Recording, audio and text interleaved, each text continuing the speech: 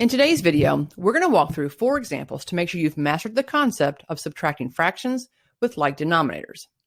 If you've checked out my video on adding fractions with like denominators, it's basically the same thing, except you're subtracting. When denominators are the same, you subtract the numerator and simplify if needed. Here you'll see 4 examples. Pause the video, work them out for yourself, and then unpause and check your answers. Let's get started. Number 1, 2/5 minus 1/5. The denominators are the same, so all we have to do is take 2 minus 1 and we get 1. Our answer is 1/5. Example 2, 3/10 minus 1/10. Same deal here. Denominator is in tenths, so let's take 3 and subtract 1 and we get 2. 2 over 10 is our answer, but we know that can be simplified further because 2 can go into both 2 and 10.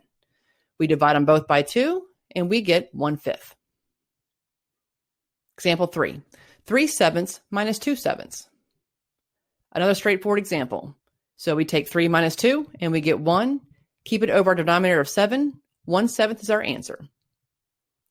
Example 4, 2/3 minus 1/3.